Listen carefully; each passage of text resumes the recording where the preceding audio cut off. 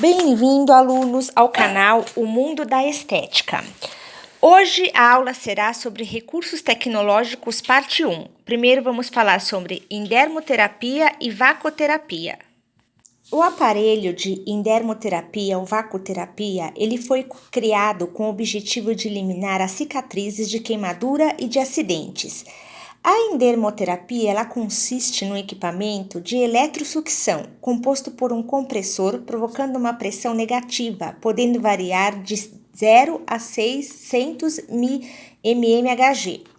Ele realiza a sucção sobre a pele por meio de ventosas e é formado por uma bomba a vácuo que aspira o ar no tubo e na ventosa, sendo a capacidade de sucção regulada pelo potenciômetro, de acordo com o objetivo do tratamento. A ventosa do aparelho ela deve ser acoplada na região a ser tratada, então ela deverá ser deslizada na direção da circulação linfática e o tubo de sucção é fechado, criando um vácuo proporcionando a sucção da pele.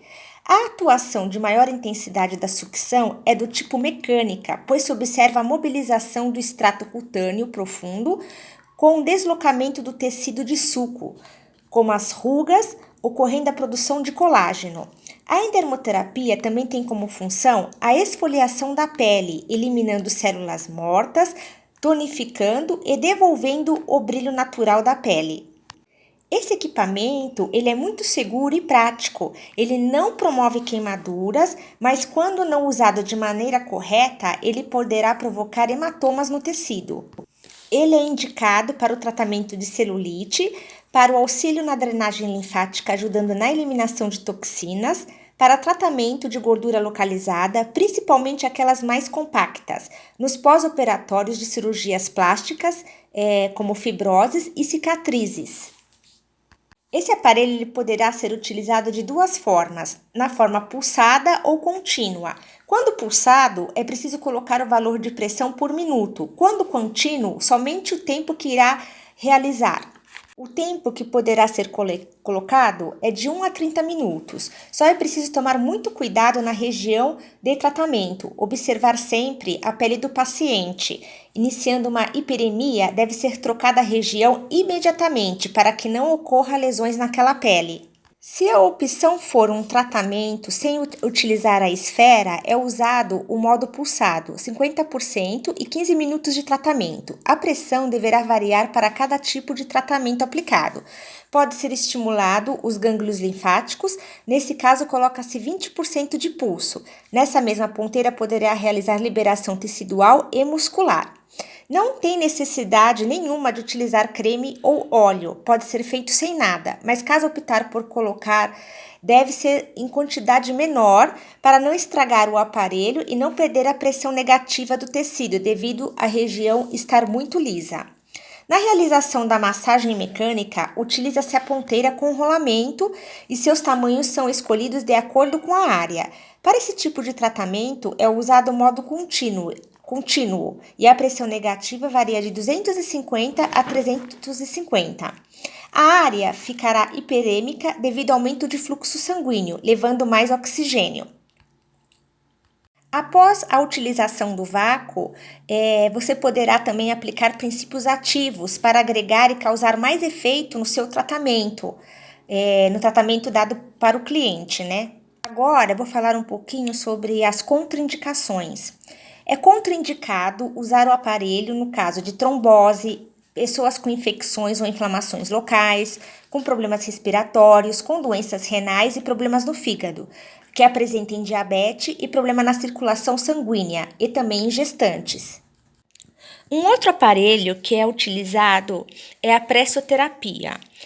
É um método que utiliza uma massagem pneumática na direção de fluxo circulatório, ativa o retorno venoso e é normalmente utilizado em insuficiências venosas, amputações de extremidades, comprometimentos linfáticos, entre outros. As indicações são linfedema pós-mastectomia, lipodistrofia ginoide, que é a celulite, pós-operatório de cirurgia plástica e disfunções circulatórias. Mas quais são os efeitos fisiológicos?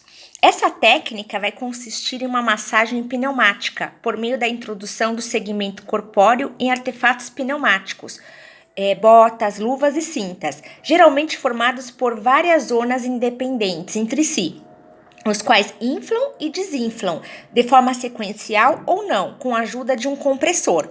Dessa forma, nós vamos ter o deslocamento do fluido no mesmo sentido do fluxo, exercendo a pressão no trajeto deste. Qualquer tipo de compressão externa que promova um diferencial de pressão entre as extremidades poderá deslocar o fluido contido num duto, o que pode ter como resultado final a redução da pressão no seu interior, facilitando assim a entrada de novo conteúdo por diferença de pressão. Pode ser de dois tipos: unicompartimental, onde a pressão é aplicada de forma uniforme na câmara, mas a pressão se diferencia conforme o local da área a ser tratada. Normalmente vai ser da direção distal para proximal. E temos também a forma multicompartimental, onde ocorre a divisão de compartimentos confeccionados em sobreposição para evitar garrote entre uma câmera e outra, sendo no mínimo três compartimentos que vão se encher separadamente. A pressão intermitente pode ser realizada inflando-os gradualmente em cada compartimento, a fim de simular os movimentos da massagem manual para a redução dos edemas. As indicações seriam celulite, obesidade, linfedema pós-mastectomia, pós-cirurgia plástica, prevenção de TVP. TVP é trombose venosa profunda.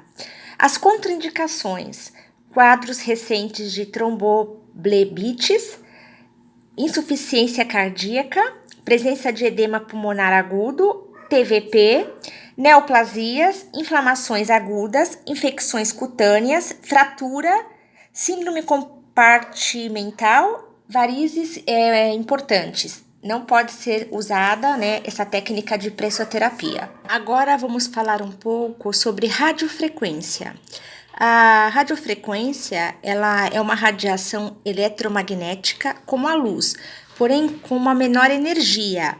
Por esse motivo, não é uma radiação ionizante. Ela é chamada de radiofrequência por estar na porção do espectro eletromagnético usado para transmissões de rádio.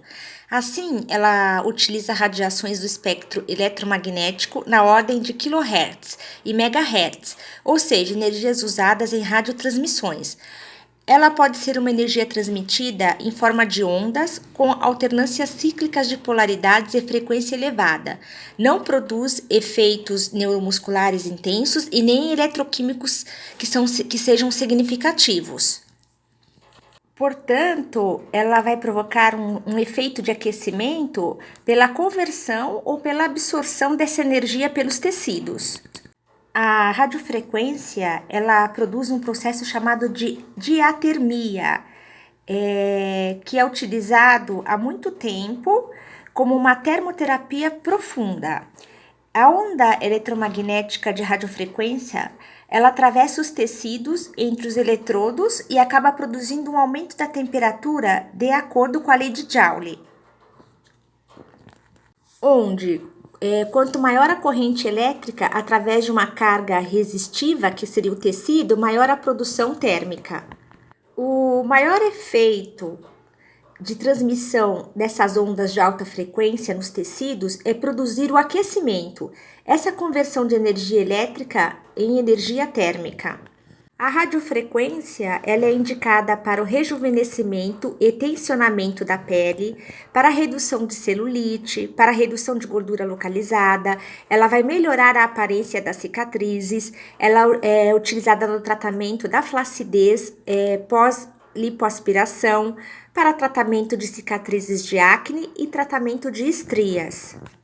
Ela vai ser contraindicada quando houver alteração de sensibilidade local, quando aparecerem peles sensibilizadas com couperose e telangiectasias, por portadores de marcapasso cardíaco, neoplasias, gestantes, lesões tuberculosas ativas, trombose venosa profunda, condições hemorrágicas ou probabilidade de esta ocorrer. em casos de pacientes diabéticos.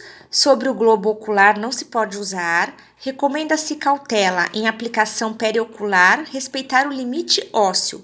Sobre a glândula tireoide, indica-se que na região do pescoço o limite mandibular deve ser respeitado. E dispositivo intrauterino. Então, hoje foi a parte 1. Na próxima aula eu vou falar sobre a criofrequência, que também é um aparelho, né? E sobre a criolipólise. Então não percam a próxima aula. Não esqueça de deixar o seu like, de se inscrever para não perder os próximos conteúdos. E se puder, também compartilha para os outros estudantes, né, principalmente da área de estética, que eu acho que essas aulas vão ajudar bastante. Obrigada!